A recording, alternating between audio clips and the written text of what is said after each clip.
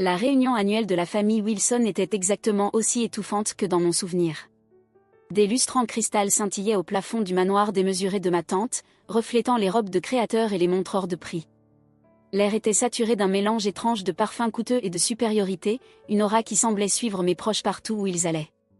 Je me tenais dans un coin, observant mes cousins rivaliser d'attention en racontant leur dernière réussite. Ma simple robe noire, soigneusement choisie pour me fondre dans le décor, me servait d'armure contre leur jugement. Olivia, la voix de ma tante Patricia perça le brouhaha ambiant. Je ne t'avais presque pas vue. Tu travailles toujours comme secrétaire, ma chère ? Je pris une petite gorgée de champagne, cachant mon sourire derrière mon verre. Assistante administrative, en réalité. Elle arqua un sourcil parfaitement épilé. Toujours dans cette petite boîte de conseil ? Comment s'appelait-elle déjà ? Summit Solutions, répondis-je calmement. Mon cousin Ethan, qui venait de devenir associé dans le cabinet d'avocat de son père, ne put s'empêcher d'intervenir. Allons, Liv. Je pourrais te trouver un vrai travail. Un poste avec un vrai potentiel de carrière. Je pensais à la pile de contrats qui attendait ma signature à mon bureau. Mon vrai bureau, pas la façade soigneusement entretenue que je montrais au monde. Je suis très bien là où je suis, merci. Le rire de tante Patricia aurait pu couper du verre. Ma chérie, tu gâches ton potentiel. Tes cousins sont tous des cadres, des associés, de vrais hommes d'affaires, et toi, tu te contentes encore de trier des papiers pour quelqu'un d'autre. Si seulement ils savaient que ce quelqu'un d'autre, c'était moi. L'histoire de mon empire secret avait commencé il y a 10 ans, dans cette même maison. Fraîchement diplômée d'une école de commerce avec un MBA en poche et une idée révolutionnaire pour restructurer les entreprises en difficulté, j'étais convaincue que les vastes connexions de ma famille m'aideraient à lancer ma carrière. Au lieu de ça, ils avaient ri. Du conseil ? Mon oncle Robert avait ricané. Laisse ça au grand cabinet, ma fille. Rejoins l'entreprise familiale, commence au service courrier et progresse comme tout le monde. Tout le monde, bien sûr, signifiait mes cousins masculins. Dans la famille Wilson, la réussite était définie et contrôlée avec soin. Ils avaient bâti leur fortune à travers un réseau d'entreprises, chacune dirigée par un héritier masculin soigneusement sélectionné. Les femmes, elles, étaient censées faire un bon mariage ou occuper des postes subalternes. Rien de plus. Ce soir-là, j'avais pris 2 décisions qui allaient tout changer. D'abord, je bâtirais ma propre entreprise, sans leur aide ni leur connaissance. Ensuite, je leur ferais regretter chaque parole condescendante.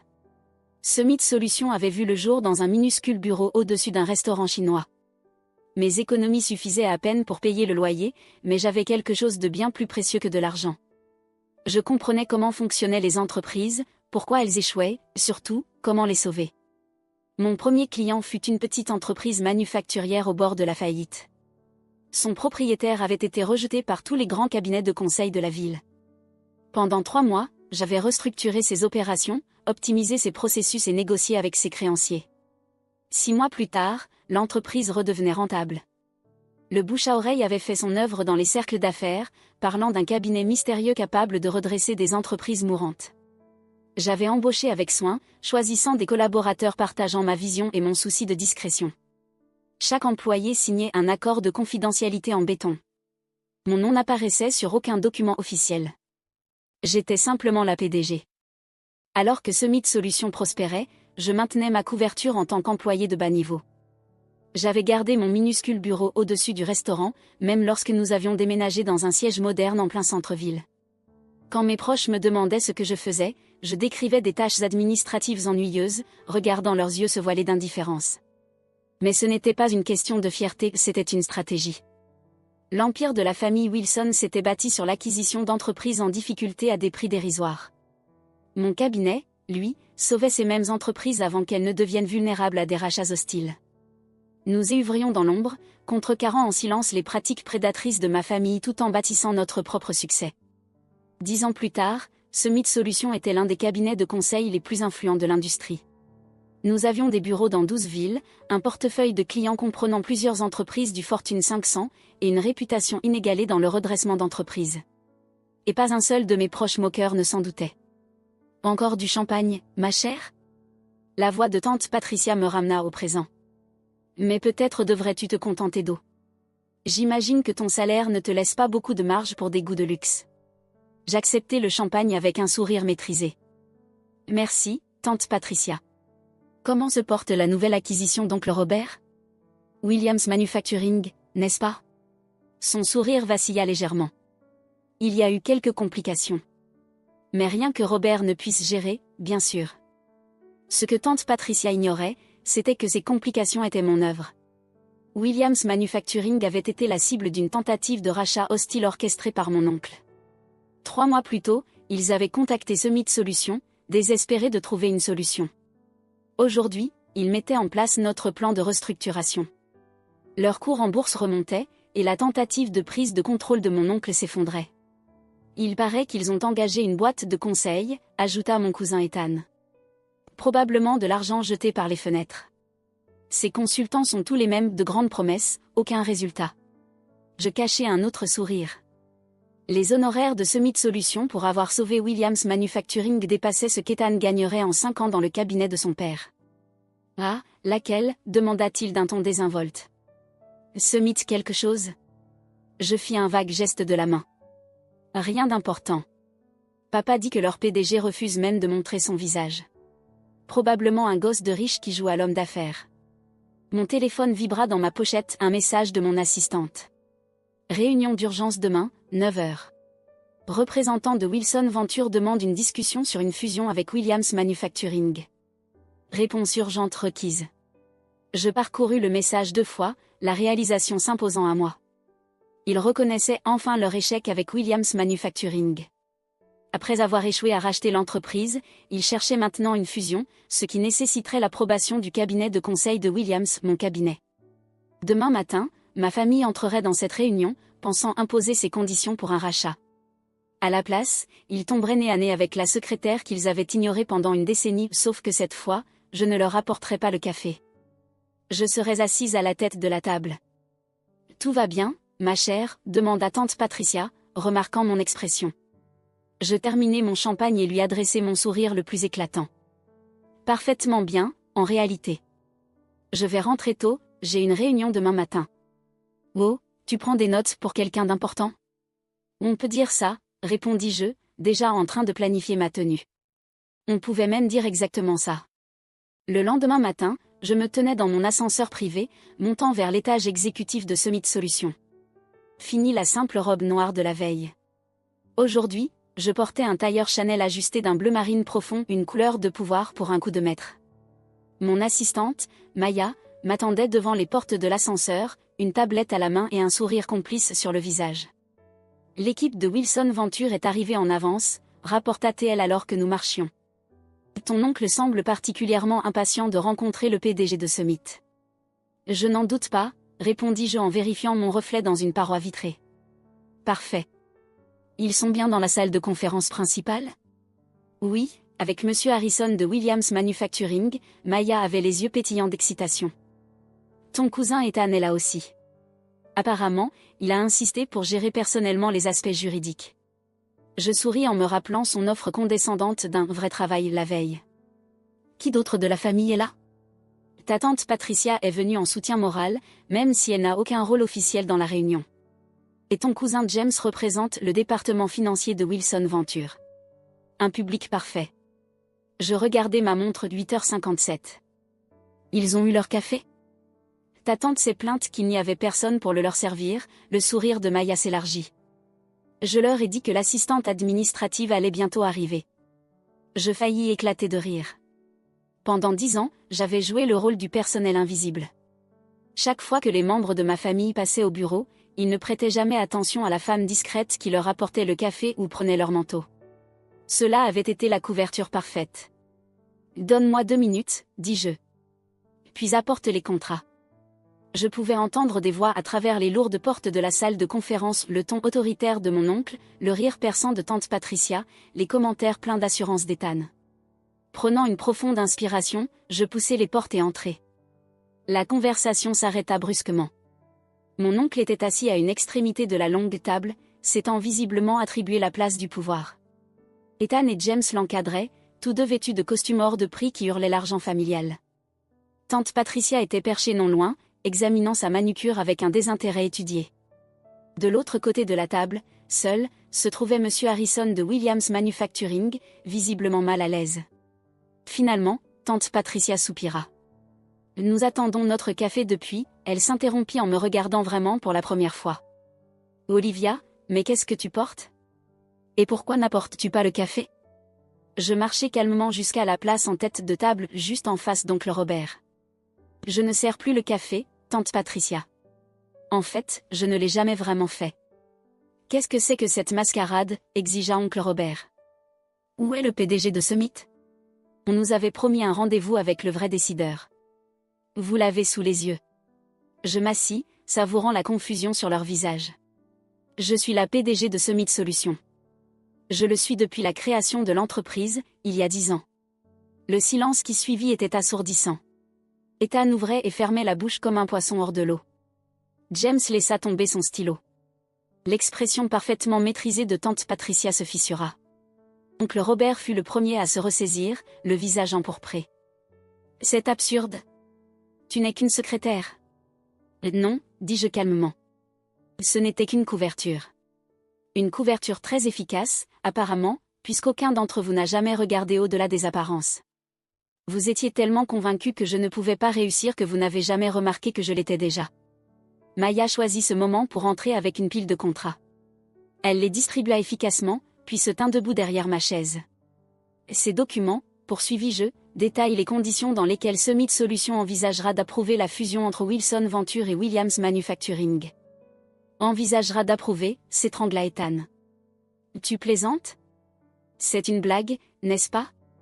Une sorte de farce élaborée? Je sortis mon téléphone et projetai les derniers états financiers de Summit sur l'écran du mur. Summit Solutions gère actuellement plus de 122 milliards de dollars d'actifs pour ses clients. Nous avons un taux de réussite de 94% en restructuration d'entreprise, et notre approbation est requise pour toute modification majeure de la structure de Williams Manufacturing. Je souris à mes proches abasourdis. Cela ressemble-t-il à une blague? C'est impossible, murmura tante Patricia. Tu n'es rien. Tu as toujours été rien. C'est exactement ce que vous deviez penser, répondis-je en me tournant vers Monsieur Harrison. Voulez-vous expliquer à ma famille pourquoi vous avez choisi Summit Solutions plutôt que l'offre initiale de Wilson Venture? Monsieur Harrison se redressa sur sa chaise. La réputation de Summit est inégalée. Lorsque Wilson Venture a tenté une prise de contrôle hostile, le plan de restructuration de Summit a sauvé notre entreprise. Nous avons augmenté nos bénéfices de 47% depuis la mise en œuvre de leur stratégie. Le plan de restructuration? James avait l'air de vaciller. Celui qui a détruit notre tentative d'acquisition? C'était toi, parmi d'autres. Les messages commencèrent à affluer presque immédiatement après la réunion. Tante Patricia, ma chérie, discutons de tout cela autour d'un déjeuner. Tu as toujours été ma nièce préférée. Ethan, allez, on plaisantait. La famille doit rester unie. James, tu ne peux pas nous faire ça. Nous sommes de la même famille. Je les ignorais tous, me concentrant plutôt sur les emails frénétiques des membres du conseil d'administration de Wilson Venture. Ils n'étaient pas stupides, ils voyaient bien dans quelle direction soufflait le vent. Avant midi, ils avaient convoqué une réunion d'urgence. À 3 heures, ils avaient voté en faveur des conditions de fusion imposées par Summit. Oncle Robert, comme on pouvait s'y attendre, ne se laissa pas faire sans un dernier éclat. Tu as trahi cette famille. Sa voix résonna dans mon bureau lorsqu'il fit irruption sans prévenir. Maya s'avança pour intervenir, mais je lui fis signe de ne pas bouger. Qu'il est son moment. En réalité, dis-je sans lever les yeux de mon ordinateur, j'ai appris de cette famille. N'est-ce pas exactement ce que vous nous avez enseigné? Saisir le pouvoir, éliminer la concurrence, ne jamais montrer de faiblesse. Nous t'avons tout donné, grogna-t-il. Cela me fit rire. Vous ne m'avez rien donné. Moins que rien. Vous m'avez appris que je ne serais jamais assez bien, que ma seule valeur résidait dans le fait de soutenir les hommes de la famille. Alors, j'ai construit quelque chose de mieux en vous trompant tous pendant une décennie. Je levai enfin les yeux vers lui. En vous laissant vous tromper vous-même. Vous avez vu exactement ce que vous vouliez voir, une femme discrète, sans ambition, qui connaissait sa place. C'était votre erreur. Pas la mienne. La rage sembla se dissiper de son visage. Soudainement, il s'affaissa dans une des chaises de visiteurs, paraissant plus vieux que je ne l'avais jamais vu. Pourquoi te révéler maintenant? Tu aurais pu continuer à opérer en secret. Parce qu'il était temps. Je refermai mon ordinateur. Williams Manufacturing n'est pas la seule entreprise que tu essaies d'acquérir. Il y a Thomson Electronics, Maritime Solutions, au moins 3 autres. Des entreprises avec de bons employés, des produits solides qui ont juste besoin d'être restructurés. J'en ai assez de te voir les détruire. C'est du business, protesta-t-il faiblement. Non, c'est de la cupidité. Et ça s'arrête maintenant. Je lui tendis un dossier. Voici les conditions finales de la fusion. Summit Solutions va acquérir une participation majoritaire dans Wilson Venture. Nous allons restructurer l'entreprise pour nous concentrer sur la construction des sociétés, pas leur destruction. Tu peux rester en tant que consultant si tu acceptes la nouvelle orientation. Sinon, ton parachute doré est détaillé à la page 3. Il ouvrit le dossier d'une main tremblante. Tu as pensé à tout. J'ai appris des meilleurs, répondis-je sans chaleur. Mais pas de la manière dont tu l'espérais. Après son départ, Maya apporta une pile de journaux. La révélation de Summit faisait déjà les gros titres. Une PDG secrète révélée, comment une femme a bâti un empire de plusieurs milliards en secret. La famille Wilson sous le choc, l'histoire de réussite qu'ils n'ont jamais vu venir. Mon téléphone vibra à nouveau, cette fois avec un message qui comptait réellement. Ma mère, qui avait divorcé du frère d'oncle Robert des années auparavant et s'était éloignée de la toxicité des Wilson, m'avait simplement écrit une phrase. J'ai toujours su que tu leur montrerais. Les semaines suivantes furent un tourbillon de changements. Le conseil d'administration de Wilson Venture adopta avec enthousiasme la nouvelle direction imposée par Summit. Leur action bondit de 40% après l'annonce de la fusion. Les entreprises qui craignaient le nom Wilson cherchaient désormais des partenariats. Les médias ne se lassaient pas de l'histoire. Patricia tenta de faire passer cela pour une belle histoire de famille. Nous avons toujours su qu'Olivia avait du potentiel, déclara-t-elle à un journaliste. Je répondis en publiant une vidéo de la dernière réunion de famille, où elle expliquait en détail pourquoi je n'arriverais jamais à rien. La vidéo devint virale. Elle cessa de donner des interviews après ça. Ethan tenta de limiter les dégâts à sa manière, prétendant qu'il était au courant depuis le début. Malheureusement pour lui, trop de témoins avaient vu son visage stupéfait dans la salle de conférence. Les autres clients de son cabinet d'avocats commencèrent à remettre en question son jugement. En moins d'1 mois, il fut discrètement invité à prendre un congé prolongé. James s'adapta le plus rapidement, me proposant un partenariat commercial seulement 2 semaines après la révélation. Nous pourrions dominer le marché ensemble, suggéra-t-il lors d'un déjeuner maladroit. L'alliance Wilson-Summit serait inarrêtable. Ce n'est pas la philosophie de Summit Solutions, lui répondis-je. Nous ne dominons pas, nous élevons. Les véritables changements vinrent dans des moments plus discrets. La jeune stagiaire qui me remercia en larmes de lui avoir prouvé que réussir ne nécessitait pas de compromettre ses principes. Les dirigeantes d'entreprises qui commencèrent à me contacter, partageant leurs propres histoires de sous-estimation. Les écoles de commerce qui m'invitèrent à parler de la construction d'un succès éthique dans un monde corrompu. 3 mois après la révélation, je me tenais sur scène pour recevoir le prix de l'innovation en affaires. En regardant l'audience, je vis ma mère assise au premier rang, rayonnante de fierté. Derrière elle, plusieurs de mes anciennes assistantes administratives, toutes des femmes qui avaient aidé à maintenir ma couverture tout en construisant leur propre carrière au sein de Summit. Le succès ne dépend pas de qui détient le plus de pouvoir, déclarai-je à la foule. Il dépend de la manière dont on utilise le pouvoir que l'on a. Pendant 10 ans, j'ai joué un rôle qui a poussé des personnes influentes à me sous-estimer.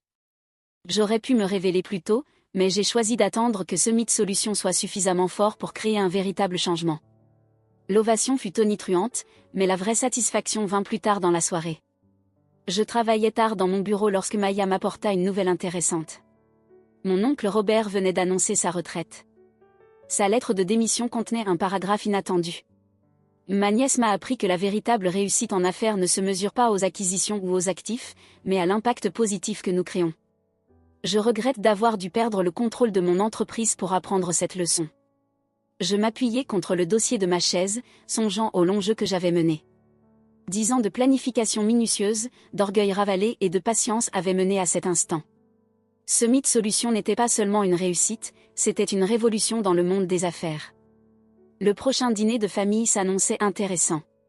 Je comptais l'accueillir moi-même dans la salle de conférence principale de Summit. La même salle où j'avais servi le café d'innombrables fois, observant et attendant le moment parfait pour leur montrer qui j'étais vraiment. Maya frappa à la porte. Votre rendez-vous de 16 heures est là. Le PDG de Thomson Electronics, l'entreprise que votre oncle essayait d'acquérir. Je souris. Faites-le entrer. Et Maya, apportez du café pour tout le monde. Le bon, de notre propre chaîne. Alors que je me levais pour accueillir mes visiteurs, j'aperçus mon reflet dans la fenêtre. Fini de se cacher. Fini de jouer petit. J'avais bâti quelque chose d'extraordinaire, non pas malgré le mépris de ma famille, mais grâce à lui. Il m'avait appris que le pouvoir ne ressemblait pas toujours à ce que l'on attend. Parfois, il prend la forme d'une femme discrète en robe noire, servant le café et prenant des notes, tout en construisant un empire sous les yeux de tous. Les tabloïds appelèrent cela une vengeance. Les journaux économiques parlèrent de génie stratégique. Mais pour moi, c'était simplement la justice rendue, une prise de contrôle à la fois, avec un café parfaitement infusé en prime. Et quelque part, dans un petit bureau au-dessus d'un restaurant chinois, mon tout premier bureau est toujours là. Je le garde comme un rappel que la réussite ne se mesure pas au costume de marque ni à l'attention que l'on attire. Parfois, elle travaille en silence, bâtissant patiemment quelque chose d'extraordinaire pendant que le monde détourne les yeux. C'est ça, le véritable secret du succès, non pas le pouvoir que l'on affiche, mais celui que l'on construit lorsque personne ne regarde.